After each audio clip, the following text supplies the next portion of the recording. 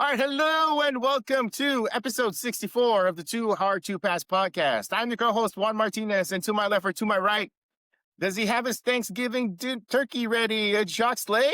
Let's Oh find out. no, absolutely no, not even close to being ready for Thanksgiving. I'm actually a little disappointed that it's Thanksgiving already, so I'm fighting it as much Wait, as wait, I wait, wait. Hold on, can. hold on. Let's unpack this. Let's unpack this. You're disappointed that it's Thanksgiving already, as in you don't want it to be Thanksgiving already, as in you don't want it to No, be because the that means the year's holidays almost already? over. No, because it Oh, means the okay, year's okay, okay. almost over. Okay. I don't feel like the year should be over yet. And it's here How already, like dare the you end of want to delay November. Do you know I'm Filipino, Jacques? We celebrate Christmas once the burrs come out, as in September, October, Wow. November. As soon as it's September, back home in the Philippines, they start playing that Christmas music, dog. That's not the move. That's too early. That's too early. That It is is really, way too let's be early. honest, but I appreciate the the enthusiasm, shall we say? Yes. It's The like enthusiasm is fantastic. Enthusiasm we are is happy people, fantastic. Jacques, despite our reputation as a, not first, whatever you want to call it, but we are happy people. So we like to Yeah, I'm celebrate. about to say I've never heard anything negative about Filipino Yeah. people being like angry or anything like that. It's Oh, always no, no, no. What like, I'm talking about is like our stature in the world, like, first world countries and yada, yada, yada. And we're not that, whatever. But in terms of like happiness, we are typically like easygoing folk, shall we say. yeah, So yeah. well, once the You know, birds it's, come out, we start playing that Christmas music, and I'm like, a little early, but I get it. Y'all want to be happy. yeah, Go do like y'all. Go I do you. appreciate the enthusiasm for sure, but I just rather it be delayed if at all possible. Interesting enough, speaking of Filipinos, I was watching Okay. a Oh. documentary last night about food in Mexico, and they were Uh-huh. talking about how Filipinos, when Spain was on their colonizer shit, that Filipinos brought like mangoes and pineapple, and I believe coffee to Mexico. Hmm. I didn't know that. Oh, did you want me to elaborate on that? No, no, I don't know about the coffee part, but I definitely know like Maybe not it's coffee. we're big. Yeah, yeah, yeah. I know like our big exports are like stuff like that: mangoes, pineapples, like tropical oriented Yeah, fruits, that bananas. kinds of thing. Yeah. Yeah, yeah, those are definitely our biggest exports and everything. But and also our cheery disposition. So that's the other thing too, is like our biggest exports are those kinds of things. But yeah, no, totally. Yeah, like the Philippines, lovely place, lovely place. Traffic sucks. Weather's not always that great, but in terms of just the overall vibes of people, whether they're like super rich or down in the like the lesser, it's we are generally typically like a happy bunch. Like we always Yeah. we No, typically I try to mean, look at the bright side of things, and part of that too is like our foods. Like it's funny, like you talked about like watching a documentary. We've also been kind of on a YouTube like the family around here. We've been on a kind of like a YouTube kick of like watching what's going on right now, like in the food, space back home. And there's definitely mhm. like a lot of like international flavor now. You got Chinese food, Korean food, but at the same time, I'm glad that we are now finally highlighting our own particular food because if you think about Asian food, what do you think about? Think about Chinese food, Japanese food, Yeah. Korean food. Yeah. I'm glad that there are now creators in the space back home. Like there's this one particular channel. I'll just shout it out because they're great. It's a Feeder. It's a Mhm. FEATR, and they do a great job of spotlighting places that you normally wouldn't expect. Because yeah, you can go to like the fancy restaurants, the ones that are actually getting like love on Netflix and that kind of stuff. But I loved what Yeah. they do is they go to like the smaller places, like in the provinces, like in the basically like the boony kind of areas, and Yeah, they yeah, spotlight yeah. these smaller families, small businesses, and I love that they show love to those people, and it's great that we finally get shine a light on them because for That's so long cool. it's always been That like is just cool. this typical stereotype of like Filipino food and all that stuff. But once you actually present it in a way that's like nice, like just always been my kind of like my gripe is that we've done a bad job of like presenting our food as like when it comes to like advertising and all that stuff, it's just not always the best. But now that there's a lot of creators now who are doing that, I think it's great. And Yeah. we're more than just Jollibee is what I'm kind of getting at too. We're more than just Jollibee. Yes, yes, yes, that's very true, very true, very true. Anyway, yeah. Yeah. So I just randomly saw a documentary last night. And they were just talking about how closely related like Filipinos and the Philippines and Philippines and Mexico is, Yeah, because Spanish colonized, that because kind of of the thing. the colonizers at work. And I don't know if I've brought this up on the show before, but like one of the things I do want to do someday is go to Spain because a Jollibee is finally opening there. And so I want to be able to just go there and be like, we're taking it back. We're taking it We're back, taking it Spain. back. We're getting it back. This is our revenge. This is our like Yeah. slow moving revenge for all you've done, Spain. But Colonizers. I'm talking about Spain back then. Spain now, great, good times, good times. But I would love to Yeah, go good there. times, But good times. small piece of me is like, this is there's a little bit of payback. Y'all love the chicken, huh? Yeah, Y'all love the Jollibee yeah. chicken, huh? I bet Mm-hmm. y'all. Yeah, I bet Mm-hmm. y'all do. I bet y'all do. Y'all do. Yeah. All right, so yeah, moving on to the show, Jacques. We had a pretty eventful hard pass. Yes. Yeah. Especially the final section. Actually, it was just a lot of things were going on. You got Steph Curry's free agency, just a lot of different things. But the thing that I wanted to talk about was the hard pass, which you definitely did pitch as. And I when I heard it, I was like, oh, that's pretty good. And and I actually asked you, you timed it nicely because like we're talking about the Nike Book One, Yeah. and you pitched it before the official reveal of the book two. And I asked you if you knew anything about it, and you said no. And I was like, huh, Jacques is just he's like the oracle. He knows all, The he or- sees all before everything sees everything happening. And I'm like, man's got the timing down. I'm like, ooh, okay, all right, cool, cool. But you had some thoughts about the book one, and yeah. basically its Yeah. perception. Yeah, no, I mean, would you care to elaborate a little bit more beyond like what we did on the show? Because it's been 2 years. Like we actually Yeah. like for all the talk about the Adidas Anthony Edwards one getting all the praise, all the love, and all that stuff. The book one also was on a 2 year run, but it's not the same. It wasn't the same in terms of like praise, sales, or really any positive thoughts. I mean, there were positive, reviews of the book one, but it was not even close to the level of the Adidas AE one.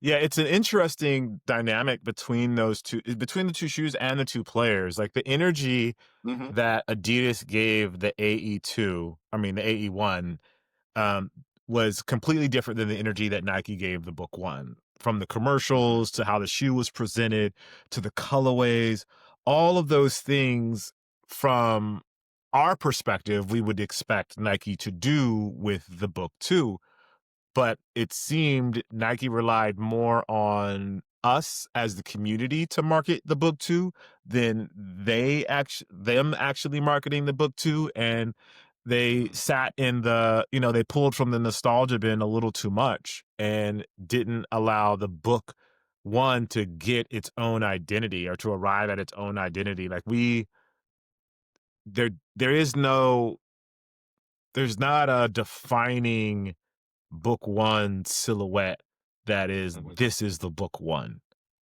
Mm-hmm. There was very little. I don't know. Like I don't know if there's no. I don't want to say intention because I don't think intention is the word. But there were no defining moments for the book one. I'll say, and I think that hampered it and allowed it to become everything to everyone, but that doesn't give it any meaning. And when we were talking about doing it on the show, we had no idea, like you said, that the book two was coming out. Is literally I think we saw a book one colorway or something about the book one popped up on the timeline that made me think about it, Mm-hmm. and that's where the how we started. That's how it became the hard pass for the show, and it seems as if they're following that same path with the book two, because right now we saw two colorways of the book two, both Phoenix Suns colorway, but then the third colorway that I've seen is the Spiridon. Mm-hmm. And they're dipping back into that same well of associating Book's shoe with old things as opposed to letting it live on its own. They're treating it like it has the cultural residence of a Jordan sneaker. The Jordan 1 has cultural resonance and it can be what it is and it can be in all of these different colors, but it already has this foundation of what it is. And the book 1 doesn't have that foundation, and looks like the book 2 is not gonna have that foundation either because they're dipping into that nostalgia well as well. I guess we'll just have to see, Right. but it was just interesting to me that that's the shoe has no real definition. There's no, like, character there's no character beats or character points for it that you go, "Oh, yeah, yeah, that's what the book 1 represents." I don't know. Right. I Just some I think thoughts. yeah, no, totally, totally, those are cool.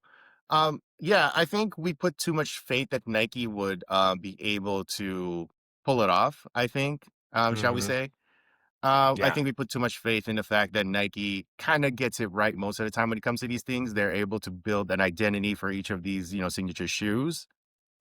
And I think this is a time when they kind of played their hand, a little bit too much on one side, where it was like we want to highlight the past, and in doing so, we forget about the present. Which is funny because when you mentioned that, I had recently purchased a pair of the book ones for the first time. Mm. It's the denim pair, and I just thought it was a Yeah. nice lifestyle looking pair of the book ones, but at the same time, I'm not looking at it as the definitive book one. And now that I think about it, Right. what is the definitive book one? If you want to talk about the definitive book one, I think people are going to look at, oh, the homage to the Air Max 95 or the Forrest Gump Cortez, and I would not call those the definitive book ones because they're referencing the past. That's not Yep. really, that shouldn't be what you want the book one to be, because eventually you're going to run out of influences, or people are just going to get tired of doing that. People are just going to get tired Yeah. of following that. They're going to want the book shoe to be something that stands on its own, and Nike has not done the job of presenting the ones that are out there, like, the book two, the Phoenix Suns colorways, or even the book ones, like we talked about on the show, where, he does do a bunch of colorways that pay homage to where he is right now in Phoenix, in Arizona. But at the same time, they're not enough, really. Like when you look at the Yeah. snakeskin color, or was it like some of the Phoenix Suns colors, none of them really stand out in a way that makes you think, kind of like we said with the Air Jordan 1. You look at the Chicago, you look at the Bread, you look at Yeah. the Royal, the Shadow, those are the OGs. And you don't think about those with those go into other shoes. Like when you see those on other shoes, you think of the Jordan 1. With the Yep. book one, you can't imagine like a book one colorway going into another sneaker and thinking, oh, that's the book one's colorway. No, that's just a purple sneaker. That's just, Right. it's not paying homage to anything else. So yeah, I think Nike is kind of, well, I wouldn't say kind of, they have fumbled the bag, fumbled the opportunity to make the book one stand out. And like I said, going back to the Anthony Evers of it all, it's just a stark contrast to how Adidas marketed Anthony Edwards, from the Yeah. commercials to the vibe of the brash vibes and everything. Like, I'm not saying books should be that, because if it's that's not his personality, they shouldn't go that way. But there should be more. Whatever that Mhm. more is, there should have been more of it. Like, More of it, it's whatever funny, that is. yeah, Yeah. whatever that it is, right? Like, I showed you, Yeah. I texted you a link of like this. There's this documentary that's going to come out like in a couple days or whatever, about like the 90s signature shoe stars. And I forgot to text it. I said I wanted to say, like, I'm glad that we're finally doing, documentaries about signature shoes that aren't Michael Jordan. I think I wanted to make that Yeah. point about, like, oh, finally we're getting past Jordan. I'm not saying we should forget about Jordan, but I'm saying Right. we're glad that we're finally getting to this point where we were talking about Penny Hardaway. I think it was like Larry Johnson, Grant Hill. Like, I'm glad we're finally putting the spotlight on those guys, because yeah, we're Michael Jordan fans, we're Michael Jordan guys. But if you think about it, like Penny Hardaway, Larry Johnson, those are really our guys, because those were the ones that we were like kind of growing up at the same time with, along with them, you know. Yeah. So I'm glad that they're finally getting that spotlight. And I thought one of the things that was neat there was they talked about how Penny Hardaway is not the most outgoing, personality, and they found a Right. way through Little Penny. And I'm not saying Devin Booker needs his little penny, but he needs something. Like, Nike He needs to needs find something. something in Devin Booker. That's the it, right? Like, Nike needs to find that it with Devin Booker in order for us to start caring about the book one, on top of like having solid colorways. And, like, if you want to reference the past, do that, but not not make it the thing. You know, not don't make him Yeah, a that nostalgia can't be freak. like the That's foundation. It can't be yeah, you can't a make him. foundational pillar of the Mhm. storyline. Yeah, it can be a pillar, but it can't be like the top. Like it can't be the main thing. It can be like Right. something to the side or like like it's like if the book one is like the big house, the nostalgia stuff is like the guest house. That kind of thing, where Yeah. it's there, it's cool, but you're not. That shouldn't be the thing. That shouldn't be the thing that kind of draws you in. That the shoe's most closely associated with. Yeah, absolutely, absolutely.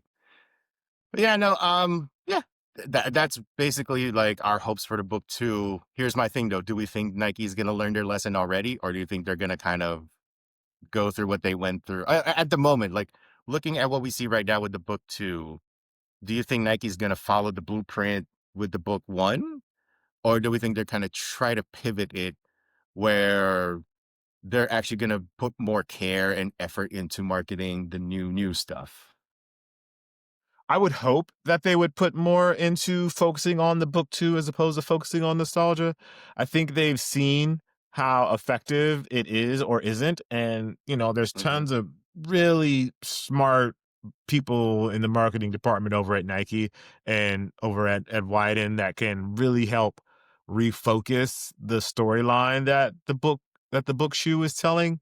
It's a matter of if Hmm. Nike is gonna put those sort of resources behind it, if they believe in it enough to make that sort of investment for the shoe. And I think that's what we'll figure that out as the rest of this NBA season goes on, and we see what they start doing with the book two and how the book two was released and the colorways that are associated with it and how they tell stories around it, how they leak it to media personalities and how they have those people tell those stories.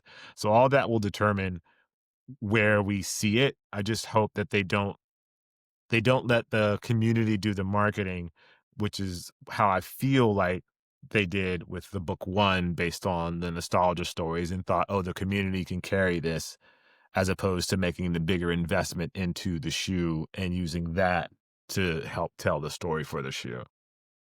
All right, absolutely, absolutely. Well, moving on to our next thing, Jacques.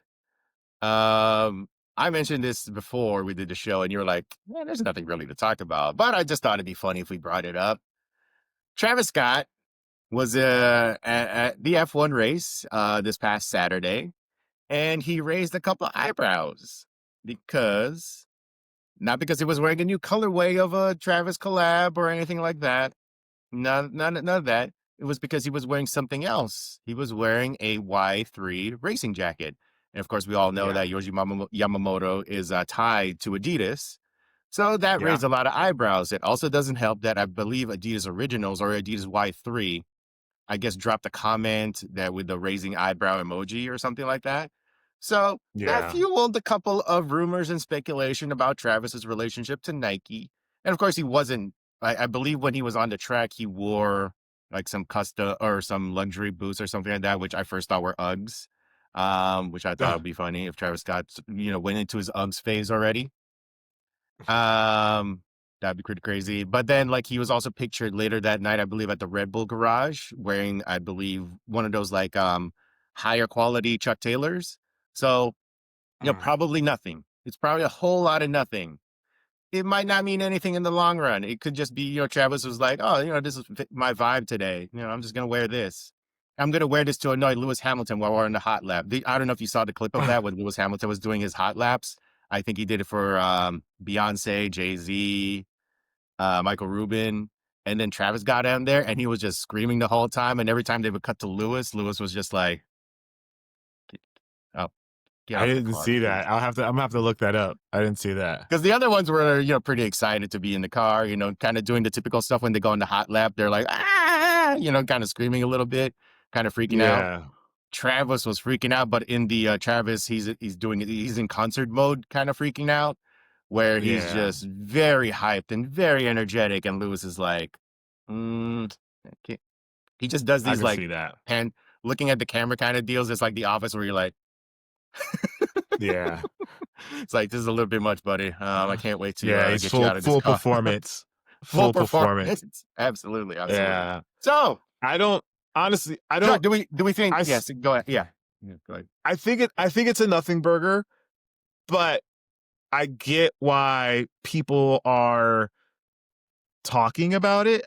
I guess they need the drama, like, these sneaker aggregator accounts, they need the clicks. It's all part of that conversation.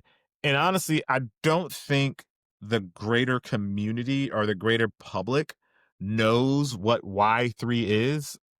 Mhm, And if they do, I'm not sure that they immediately tie it to Adidas. They mhm. just see it as a luxury brand and they Right. don't see it as an Adidas luxury brand. I think the Mhm, people in the community, people like us, yes, we know what it is and we associate it directly with Adidas, but mhm, for the general public, I think Y3 is almost a brand in itself outside of the Adidas sort of history. So I see this as a big nothing burger. I imagine someone probably said something or an email was sent to one of Travis Scott's assistant or someone on Travis Scott's marketing team. I'm sure Travis hasn't heard about it, or probably, now that I think about it, probably to Travis Scott's stylist that they don't want him in Y3 anymore.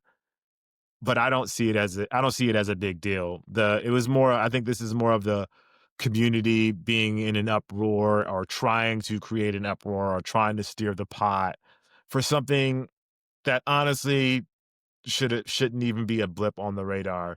No one, unless it had like a literal three stripes on it and an Adidas logo on it, no one would have said anything. No one would have questioned it. So it's more of us than I think of as opposed to the public. And I think it's a nothing burger. And I don't think it means anything. I don't think it hints at anything. It's just a dope jacket.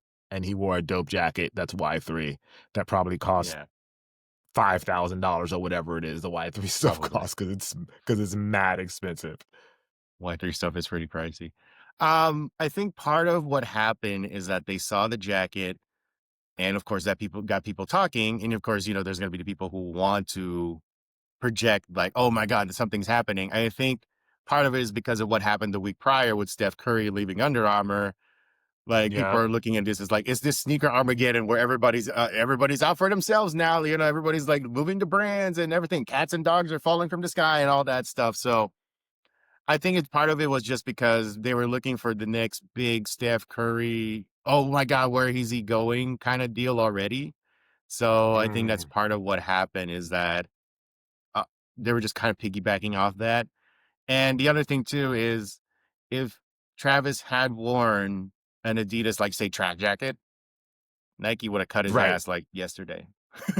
Yeah, see, They would have been like, that's a different conversation. yeah, That's definitely a different conversation. If he walks in mhm, a Adidas tracksuit, again, it's the three stripes I think make a big difference. absolutely. Y3 doesn't have traditional Adidas branding that the Mhm. public associates with it. So I can't, yeah, for me, it's like, all right, no one knew, no one would care. It just says Y3. It doesn't say Adidas. Yeah. If he really And I wanted think to, we're he could have wore missing, some Adidas gear if yeah, he and I really think wanted to. we're missing the Michael Jordan of this whole thing, because we know how protective MJ is of his brand. And you've heard Mhm. the stories about MJ being mad at certain, even Carmelo Anthony. Carmelo Anthony, who's just been the OG Jordan guy forever. Well, not the OG, but you get what I'm saying. He's been there since Yeah. he signed on as a rookie. And there's a story from his podcast where like Melo went to a Nike event and apparently the word got back to MJ and MJ got mad about it. And I'm like, that's a Nike event. What's the big deal? And that's how Yeah. protective MJ is of his brand. If Travis Scott had worn an Adidas tracksuit or anything, like I think we made a joke on Hard Pass about if Travis Scott wore like a Lionel Messi jersey, and we all know Lionel Messi is like really tied to Adidas, Michael Yeah. Jordan would personally go to where Travis Scott is and whoop his ass and basically kick him out of Jordan Yes. Brand. Yeah. Like, because of how much Jordan Brand has invested in the Travis of everything, Yep. he would literally take that. He would actually, we joke about the Michael took it personally thing. He would take Yeah. that personally. He would take it He would, personally. Yeah. oh, he would be super mad. Like the Y-3 stuff is, that's how you know it's not a big deal because you haven't heard anything from Nike, from the Nike camp or even the Jordan camp about, you hear somebody being mad over there. But the moment Travis was to step out of line and wear, not even Adidas, Reebok, whatever, oh, Jordan would definitely be. And I'm not talking about Jordan Brand. I'm talking about Michael Jordan personally. would Like, yeah. would drop the hammer and be like, "We're done. Yeah. We're done. Absolutely not."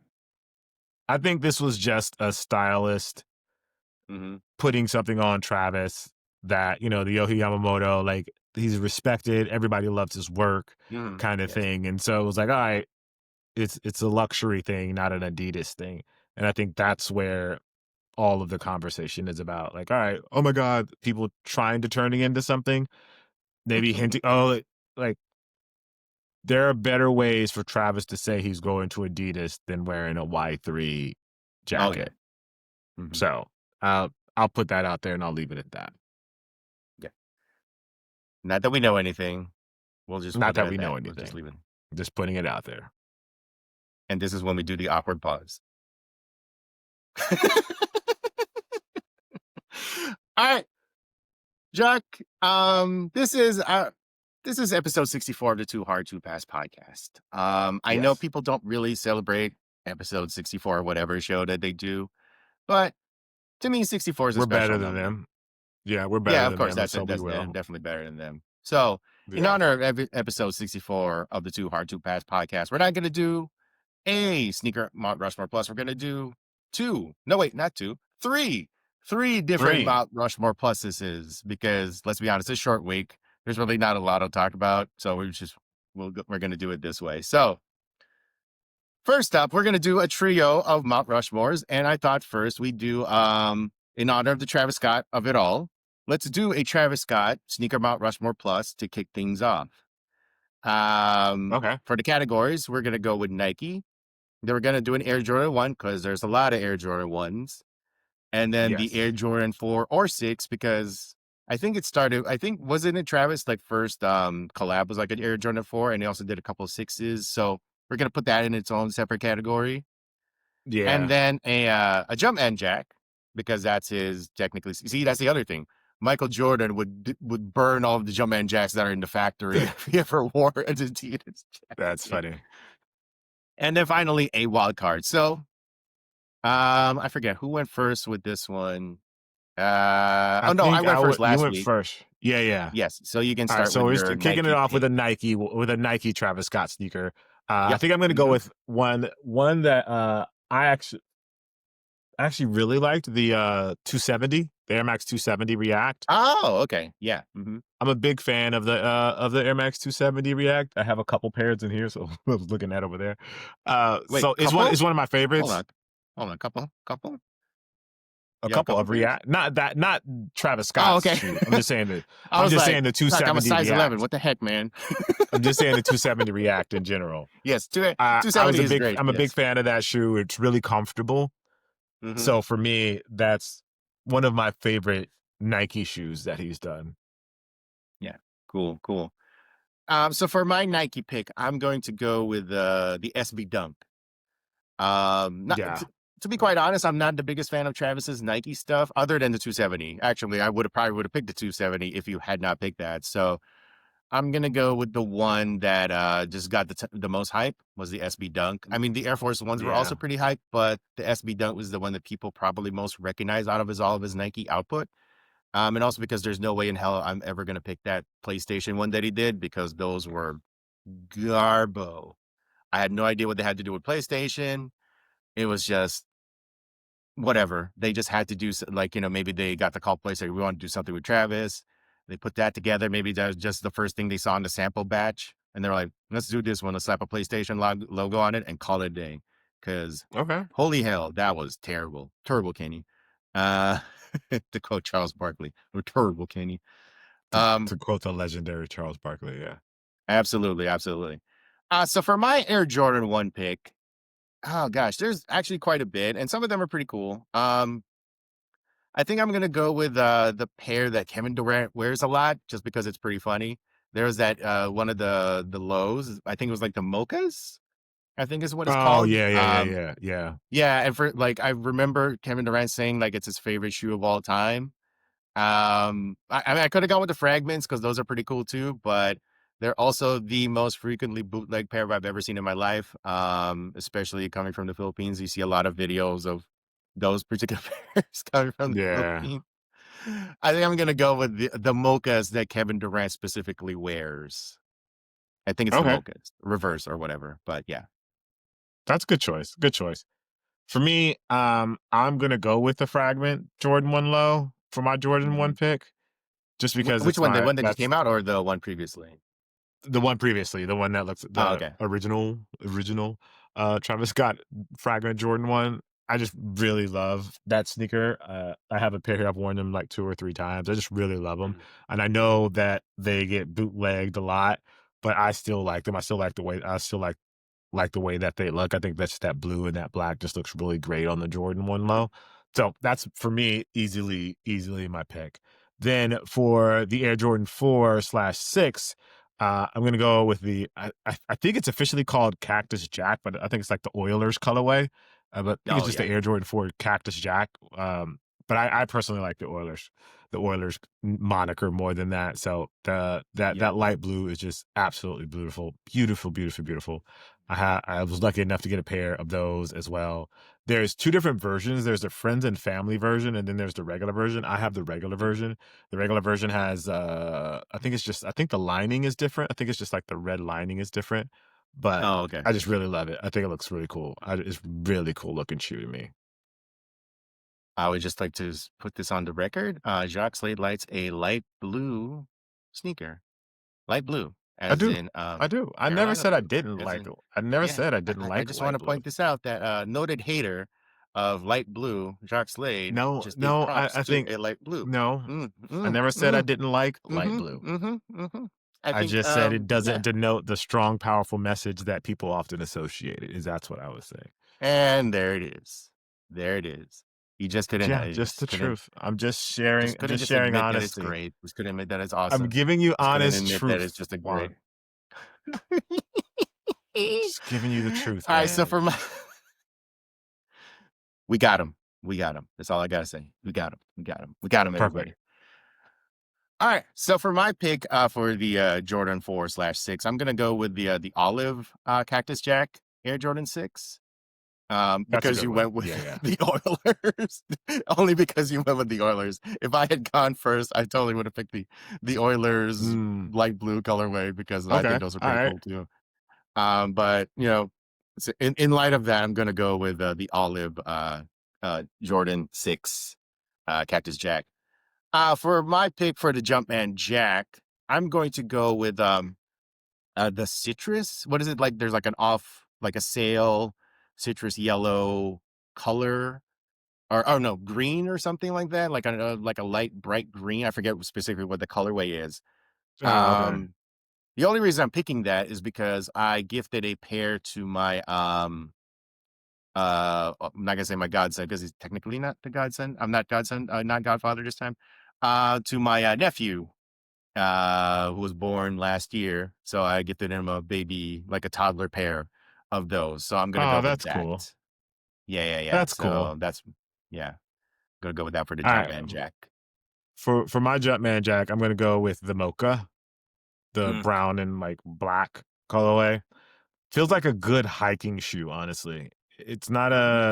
I don't know if I would style it out, but I felt like if I was going hiking and I wanted to wear something, like, super hype beastie, like, that's what I would wear.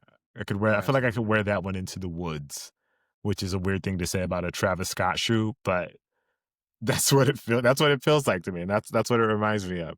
And then for my Was it like some of wild the commercial? card Oh, go ahead. Yeah. I Oh was no, gonna go say ahead, for go ahead, my go ahead. wild card, I'm kinda stuck between 2. Mhm, Alright, I'm gonna go with the Air Max. I'm gonna go with the Air Max 1. I like mm, the Baroque brown version of the Air Max 1. I think mhm. that's the best colorway of that batch of Air Max 1s that came out. I don't own a pair of these, unfortunately, but yeah, I would go with that one. If I had to pick one, it would be the Baroque brown Air Max 1 as my, like, wild card. Yeah, totally cool. So for my wild card pick, I really considered picking, what is it, like the Air Jordan 33, because Yeah, those are yeah, funky. Those are funky. Definitely gave the 33 a different energy. yeah. Just Different feel, different because energy. Yeah. absolutely, absolutely. But I have to go with the Air Force One. The Air Force One Travis Scott, the one that had like the multiple swooshes on it. Was it like a Complex Con exclusive or something like that? The Where is that the white one or the like the white one, multicolor one? Yeah. Okay. the white Yeah. one, Yeah. not the multicolor one, the white one that where you could like put swooshes on it. I don't know who went first, him or Yeah. John Geiger, whatever. I just thought it was like a fun, new take, well, new-ish take on the Air Force One. And I think that was one of the Yeah. first projects that I did with Nike and kind of got this whole ball rolling of the Travis Scott, Nike, Jordan partnership that we absolutely, positively sure is not ended. Yeah, no, Ending. Yeah. nothing. Absolutely. Yeah, yeah. Positively. It's still going. Absolutely. Yeah. I would say for a bonus pick, the I didn't pick it just because I'm a Laker fan, but the purple suede Air Jordan 4 reminds me Yeah. too much of Sacramento Kings. Although it's dope though. It is Oh, you dope think though. Kings. Oh, you think of the Kings when you see those. Oh, okay. Yeah. Yeah, you don't think of the Kings when you see that? Maybe it's I don't because think okay, I don't think of the Lakers either. I just look at it as like a purple suede Travis Scott Jordan 4. got it. Okay, I don't yeah, necessarily think about them. Yeah. yeah, I What about the associate Kings? it What with was it the about the Kings? Kings. You know what? Probably because I saw Nick DePaula wearing them at a Kings Okay. game, and I was Mm, like, nah, that tainted you. nah. Yeah, nope, they've officially ruined them for me. Officially Oh, ruined shout them. out Nick. Shout out Nick Yeah, for shout out to ruining Nick a DePaula. shout out to Yeah, Nick for ruining for you. Damn. yeah, he's made But I them get it. the As a Laker fan, Kings. I could see how that would damage your relationship to a particular Yes, sneaker is to see yeah, a Kings fan absolutely. or a Kings PE. Like, and that's why I think I think it was funny when we did, I forget which Rushmore it was where we did it, and someone was like mad that we didn't put any Mike Bibby related PEs on there. And we're like, dog, we're Laker fans. Love Mike Bibby. Love Mike Love Bibby. Mike Bibby. Don't come for us, Mike Bibby. We know you're swollen. You could basically probably take us both Yeah. in a 2-on-1 handicap match. But But when it comes to you're still, the yeah, basketball team you played for, that's an yeah. entirely different conversation. It's gonna have to be a hard pass for us on that one, man. Absolutely. Absolutely. Okay. All right. So that is it for the Travis Scott sneaker Mount Rushmore Plus. So we're not done.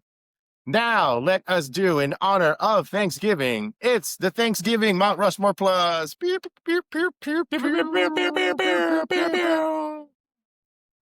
All right. So for the categories for the Thanksgiving Mount Rushmore Plus, it's your favorite piece of turkey, your best stuffing ingredient, a pastry, a dessert, or Uh-huh. whatever you want to call it, to kind of, Uh-huh. finish the meal, a drink, Yeah, yeah. and a wild card. I will say now, Jacques, just to get this ahead of time, I'm not the biggest fan of Thanksgiving meals. I'm just, Filipino here. So sometimes when I eat things, I'm like, turkey's kind of a little bit dry I'm here. just Filipino here. Wow, that's funny.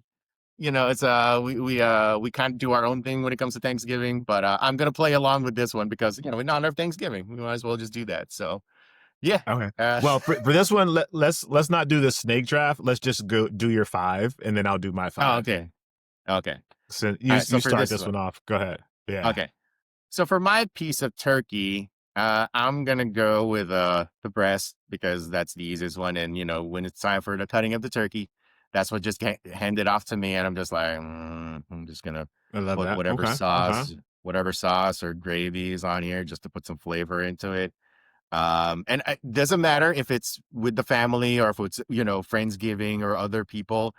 I'm just not the biggest turkey guy, unless it's processed and become like a turkey hot dog or turkey meatball or whatever you want to call it. Like That's it's funny. just turkey's just not gonna be for me, man. I Best respect stuffing it. ingredient. Yeah. Yeah, best stuffing ingredient. I don't do we call cornbread ingredient? Like I We just do. love We do. cornbread. Yeah. Yeah. Yeah. I was gonna go with like, some sort of like, citrusy fruit like orange or a lemon or whatever, just to kind of put some flavor into it. But yeah, I think I'm gonna go with cornbread for Like that. stuffing Yeah, that's the ingredient. best. No, that's it. That's legit. Yeah. Yeah, yeah. For pastry, I'm gonna go Filipino here because, like I said, with the family and everything. Pastry, I'm gonna go with my personal favorite cake in the whole wide world, which I have whenever there's a special occasion. It's called Sancerval, which is like a butter cake with crumbles. Mm. It's a butter crumble cake, and sometimes you got pistachio on it, peanuts, that kind of deal. It's very sweet. It's very, oh God, now I want one. It's so good. It's the best cake in the world. Fun fact, my sister's gonna be visiting here from the Philippines in a couple of weeks or so. And I've requested to my other sister, hey, you know what to do. And by know That what to you do, know it what means to she's do. going to That's funny. yeah, she's You know gonna what to get one do. of those. You get one of those like special Sancerval cakes from the Philippines, frozen, put it in a freezer bag, and send it over here. So I'm going to definitely have one of those. Uh, Okay. as for drink, so here's the thing with the drink is like I'm not big alcoholic drunk guy or whatever. But I am known to partake every once in a while. But I do like some wine. I'm not anything in Okay. particular. I don't have like a particular choice or anything like that. I'm just whatever's available at the moment. So I do like some wine to kind of enjoy the meal with. Sometimes with second glass, never a third, You never a fancy, I one. get it. You fancy, I get Yeah, it. yeah, yeah. Well, No, no. something to sip How on. dare you? I wasn't putting it that way, but some nice wine. That's it. Oh, yeah. Well, you want to raise your pinky every Thanksgiving. I get it. I get it. Wow. Wow. I just not exactly what I was going for. And then for wild card, damn. See, this one's a little bit tougher because, uh, again, gonna go with my Filipino roots here. I'm gonna go with some lumpia because every time we Oh, have that's a good family one. Thanksgiving, yeah, we Yeah. gotta just have some lumpia. So I'm gonna throw that in there too as my wild card. Okay. All right. Yeah. I like that. Good list. Good list. Now, for me, Thanksgiving is like one of my favorite holidays because of the food. So this list is kind of hard for me to choose Narrow from, down, but narrow down. Okay. I'm gonna just run through them because if I think about it too long, I'm gonna change my answer. So I'm just gonna run through these like super quick. All right. So piece Nice. of turkey is the leg. Best Mm. stuffing ingredient, I agree with you, it's cornbread. Pastry, sweet potato pie. Ah, Drink, a yes. big fan of ginger beer. And wild card, it's gotta go to macaroni and cheese. And Mm. we can't talk about it anymore. We gotta move on to the next one because if I do, See, I'll change. see, that's the thing is like if you want to talk about macaroni and cheese, lobster macaroni and cheese. I've had that once for That's what I'm saying. Thanksgiving. So I can't talk about it Oh, because to we can die go for, on. dude. It's just yeah, man. Like I love the Thanksgiving holiday. Just getting family all around. Meals are always good, but we definitely do mix it up a little bit around these parts because it's not the traditional Thanksgiving. Everything's kind of like your Yeah. traditional whatever vibe and all that And stuff. that's So cool though. You guys get to express yeah, your own like culture through the holiday, which is, that's yeah. dope. I love that. I am gonna say though, sweet potato pie, not a bad. Not, it's probably the pick is the definitive Thanksgiving pick. But yeah, man. Ugh. Now I probably do want to order some sweet potato pie Yeah. for Thanksgiving. Damn. Anyways, for our final Mount Rushmore Plus today, I'm doing it in honor of this is my own personal editorial, whatever. It's episode 64. So we're gonna do the Nintendo 64 Mount Rushmore Plus in honor of one of the greatest video game consoles ever made, the Nintendo 64. I'm going to get punched in the face here somewhere because someone loves the PlayStation around these parts, but Ah, the OG PlayStation. But Nintendo 64 is definitely a favorite of mine, and I'm sure you had your memorable moments with that as well. So, yeah. in honor of the Nintendo 64, we're going to do the Rushmore. And for the categories, it's going to be a Mario. And what I mean by that is any game that has a Mario in it literally just has to be in the Any title. game that has a Mario. Mario in it. Yeah. Anything that has a Mario in it. Um, it could have a cameo. It could be a cameo from a different game, whatever. As long as it has Mario either in the title or in the game, that counts. And then we're going to Okay. do shooter. I feel like that's going to be the easiest category for both of us. Racing, Yeah. sports game, and then finally a wild card. So I went first with Thanksgiving, so you have the honors of going first for Mar or for this one. For Mario, this is interesting. I was trying to think of what Mario games did we play Hmm. when on 64, and I think it just would just be Mario 64. Wasn't it just called Mario 64? Yep. Yeah, that was the Yeah, first I one, think Mario that's the 64. I mean, that's the yeah, first I one that think comes to that's the mind. o Yeah. yeah, I think that's the only one we really played on the 64. We played a lot of other games. We didn't play Yeah. a lot of like Mario specific games. So Hmm. I'm gonna have to go with Mario 64. Yeah. No, totally, totally. I mean, that's the easiest pick. That's the easiest possible pick that you can Yeah, do. yeah, it's the easiest one. And it's the best one. I mean, let's be honest here. Like, it's the best. I mean, it's still the one that kind of stands out the most in terms of like all the Mario games, just because of like the transition from the Super NES, Super Mario World to Mario 64. It was like the jump from 2D to 3D. Still kind of mind Yeah, boggling if you really think about it. I mean, you really have like, obviously graphics have improved through the years, but there was not a bigger jump than we saw from like 2D to 3D. Like just the fact that we could go from, just left to right to yeah, now all over, it still kind of boggles the mind for somebody who grew up during that era. Obviously, for kids now, it's just whatever. This is typical for us. But if you were yeah, there during that time to see that transition, it was just, man, it was everything. It was literally yep. everything back in the days. So yeah, no, I totally understand. Like 64 is like the pick. Like I would have been shocked if you had gone with anything else, quite honestly, because I would have gone with that too. Um, so since you're going with that, it, I can't go with 64 as well. I'm going to go with Mario Party because the I thought you Nintendo were gonna say Paper 64. Mario, but that works. Oh, that's a Yeah. good one too. That's a great game. The reason I go with Mario Party is because Nintendo 64 was, well, it was dubbed the Fun Machine, and it was The the game. fun It was this machine. console. Yeah, it was literally on the box. It said the Fun Machine. Um, it was the system that had. It was built for everybody. It was built for like a four-player, setup. And Mario Party, Yeah, even though the game itself is, I'm gonna say right now, I'm gonna bleep that bullshit because the game was always rigged. It didn't matter how good you were. Well, good is a relative term in Mario Party because it's always dumb luck. It doesn't matter if yeah, you're winning towards the end. There's always going to be some, again, bullshit that is going to basically beat you, that is going to ruin your fun.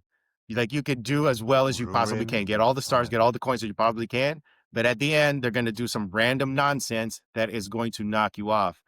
And that sucks if you're playing on your own, but when you're with three of your best buddies and you guys are just having the greatest time, just talking, talking ish and all that, it's all worth it, even though you get screwed most of the time. Not that I'm saying I was ever screwed, but yeah, Mario Party, There good seems to be times. some deep-rooted resentment here, and I get it. A little bit.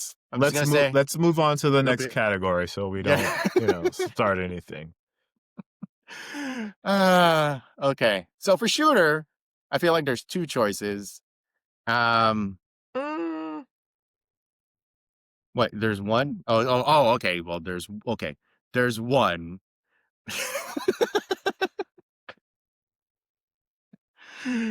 And again, I'm going back to the fun aspect of this.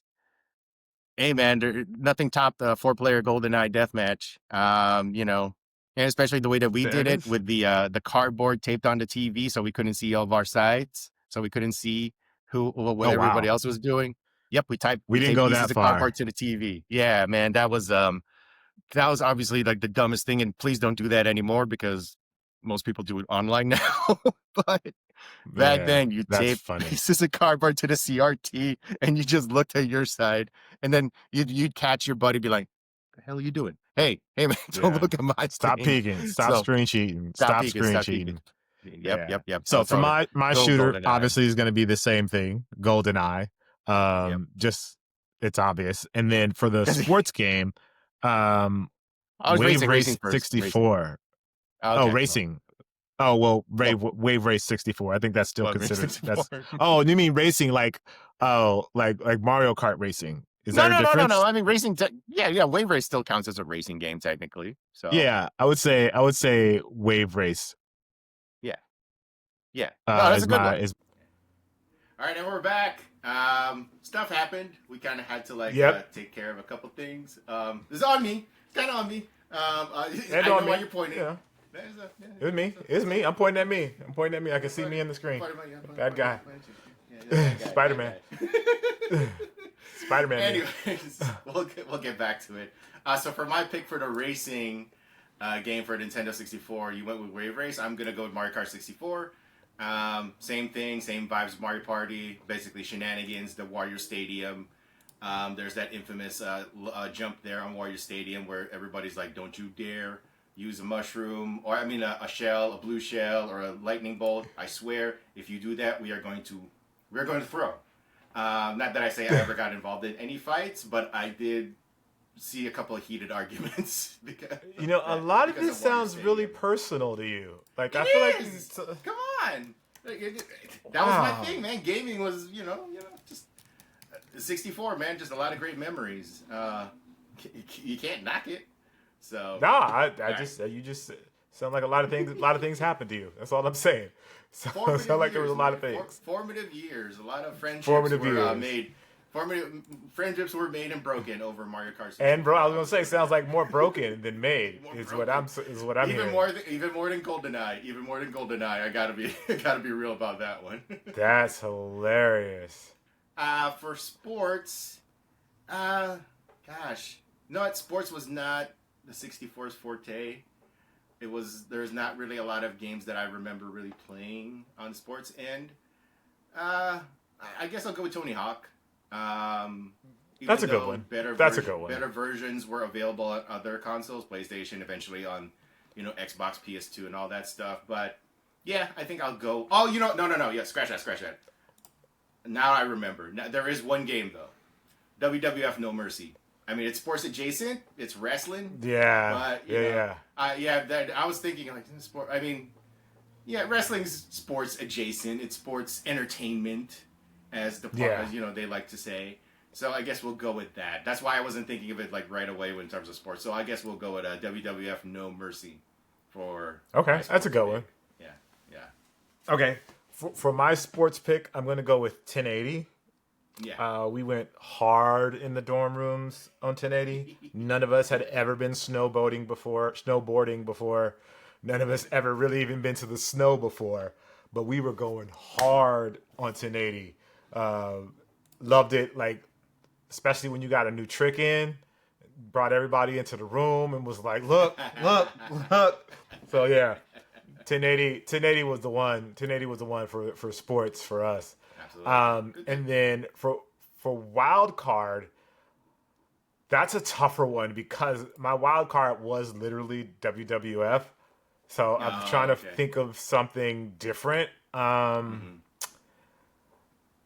think it's a strange one. Star Fox.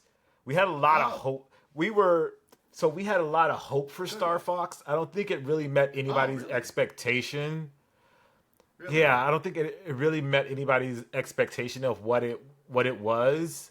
But we played it a lot, just trying to like force ourselves to really get into it. Wow. Okay. But nobody really got into it. Like, I don't think anybody ever like completed the game. But it was one that we bought and everybody was like excited about, and then it just didn't. Yeah. I shouldn't say it didn't hold up to expectations. It never really held anyone's attention, I will say. Okay. But, sure. But I remember it was a big deal when we got it, so I'll go with that one for the wild card. Yeah, I mean that's a good pick.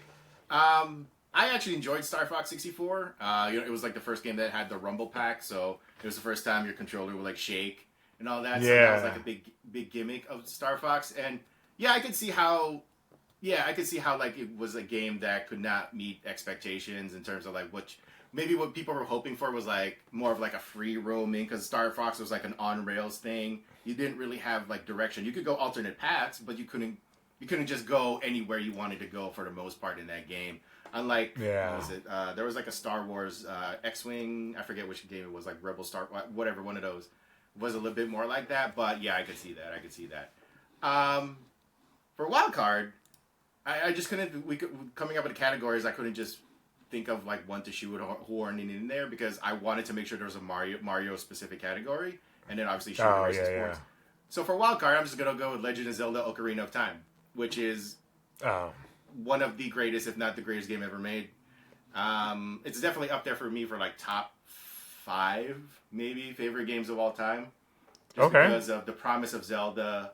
Again, the transition from 2D to 3D, and just the vast open world. At the time, looked like a huge, vast open world, but looking back, Yeah. it's not really that huge. But yeah, at the time, I was just blown away by it. It was so it engrossed me for like months. Like I think I had to take like a summer, Oh really? whatever Wow. summer that was. Because I wasn't using guides. This was before you could go to like GameFAQs or I couldn't. Oh yeah, I yeah, couldn't yeah, like yeah. beg my parents to buy a guide. They're like, you're gonna finish. If you're gonna buy a game, you're gonna go finish that. You're not gonna Yep. cheat. And I'm like, what is this, golf? That's I'm the not way it cheating gets done.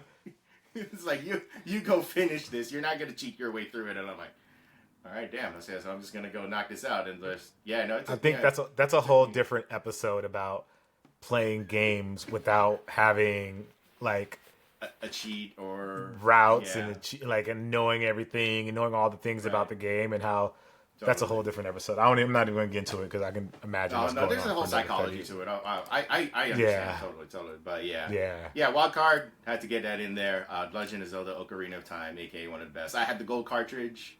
There was a pre-order version where you had to get. There was like the gold one, and then there's the regular gray one. So I have no idea where it is. I'm kind of sad about it, but yeah, it's somewhere That's around funny. here in the house. I just can't find it though. I was like, oh, I miss my gold cartridge. But anyways.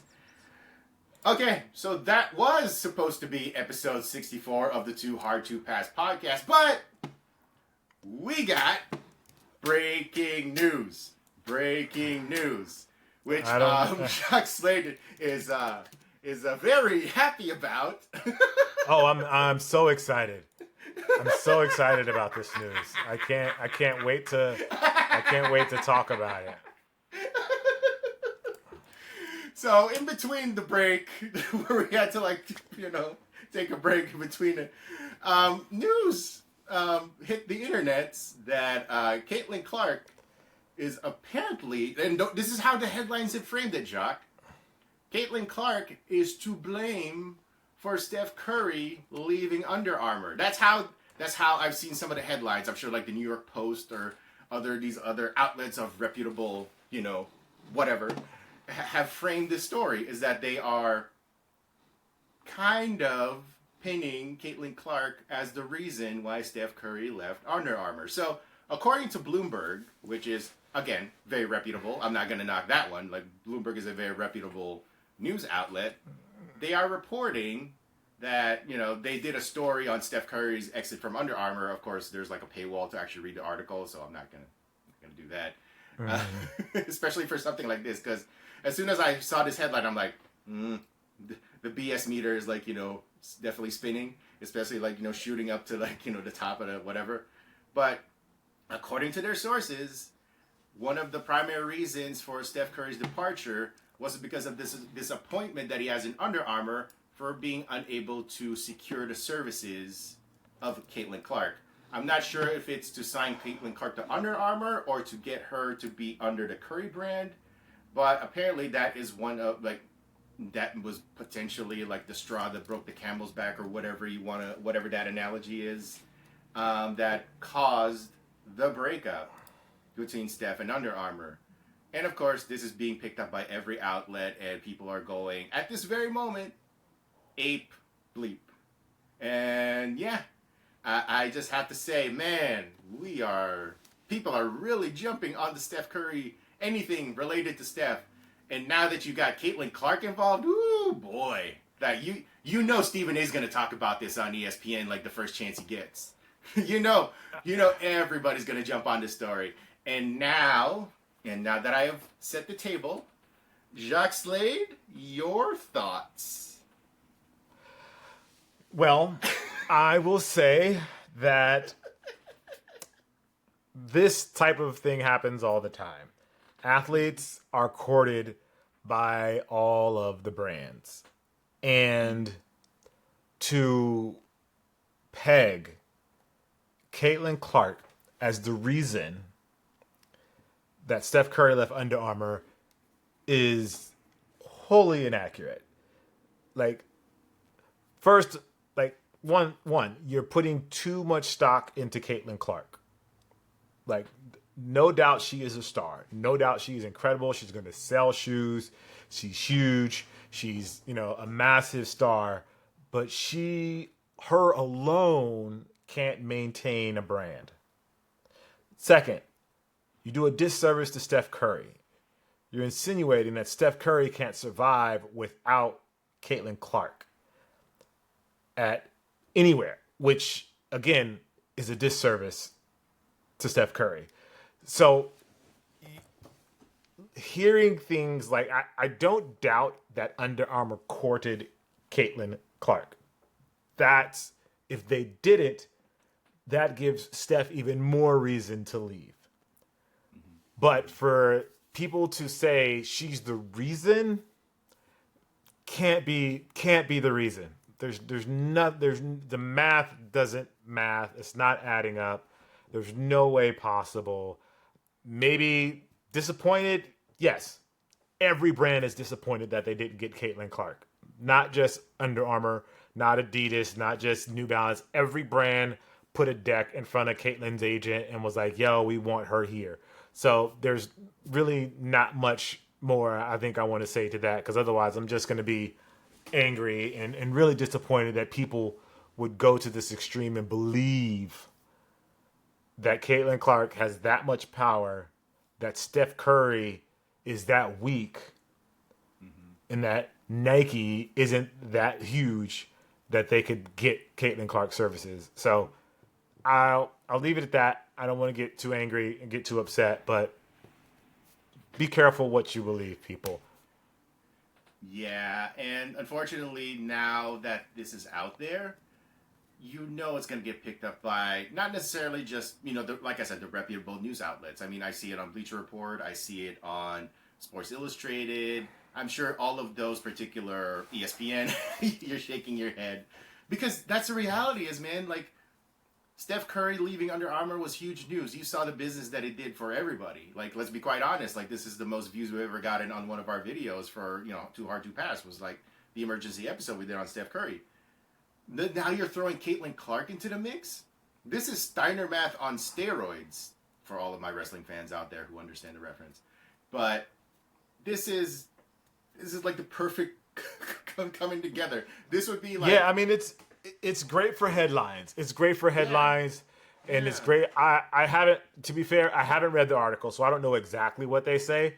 The headline could have just been like massive clickbait, and I bet you it's not. I bet you they're saying that Under Armour courted. Yeah, Under Armour courted Caitlin Clark. Of course they did. That's welcome to today, and they didn't get her. Obviously, they didn't get her. Nike held on to that relationship. So I think I'm assuming it's a clickbait headline and people wanted to get some more information. But if it's to the point where Bleacher Report and Bloomberg of all people, and it's just disappointing reporting. And I think I mentioned this I just had this in a personal conversation, that now you're going to start seeing all these stories come out of the Under Armour camp about why the relationship dissolved between Steph and Under Armour.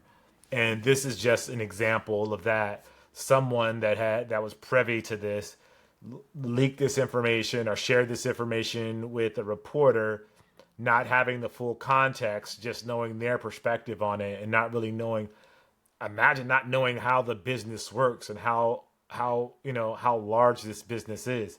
So it's disappointing that people are running with it, but let me go read the article and see if, maybe I'm in the wrong here. Maybe I just don't get it, but I think I get it. No, I think you get it, because the story on Bloomberg, the headline is "Inside the Breakup of Steph and Under Armour." They're not going for the Caitlin Clark easy headline right away. So, like you said, chances are it's probably just a passing mention in the article, because SEO. It's totally possible that it's just part of that. It's like, oh, we got this. Somebody somewhere said like, we tried to get Caitlyn, it didn't work out. Maybe Steph was well. I mean, to be fair, I think Steph would be kind of bummed out that they couldn't get Caitlyn, but it's not the thing that kind of ended the relationship. I mean, that's not. Yeah, that's That not what shouldn't be ended the the thing. relationship. The Yeah, I stock mean, price, the mismanagement, all of those yeah, things are the reasons to leave. as a competitor, as somebody who wants this thing to grow, as you want Under Armour to grow, you want Curry Brand to grow. Of course, you're going to be bummed out that you didn't get the biggest name out there. But I feel like even if they did, I mean, yeah, because of all those other factors, yeah, that's actually what did the job. That's actually what finally ended the relationship. This is just like one other thing, but it's not the Yeah. biggest thing. However, now that this is out there, the narrative now is going to be what you mentioned, that Caitlin Clark is. The funny thing is, you're right. Caitlin Clark might actually become even more valuable because of this story, because now people are going to once again use this as their like, see, Caitlyn moves the needle. She's the most powerful force in sports. Blah blah blah blah blah. Yada yada yada. Which is hilarious because if you think about it, if these culture war jerk offs had got their whatever correct, their screws on straight, the actual right move for them would be for Caitlin Clark to go to Under Armour, not the woke company Nike. It would be to go to Under Armour. That would You're be talking the too correct much way. sense, But man. It's too much sense. yeah, You're making too much sense.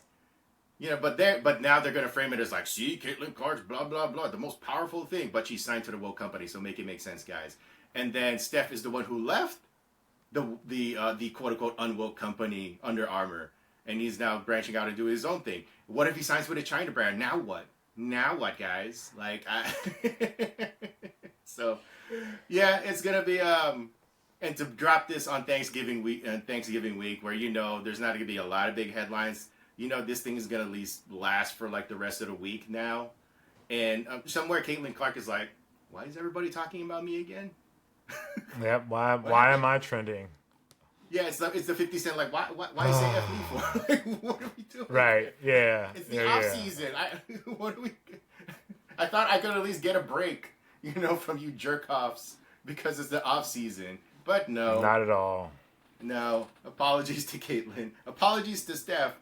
But I think the end of the day though is like, I think we're gonna get this come out, and people are just gonna have everything they have to say, and I think it's gonna end with everybody being like, oh, we just wasted a whole lot of nothing. It's like a whole lot of airtime, a whole lot of screen time for a Yep. nothing, as you said, a nothing burger.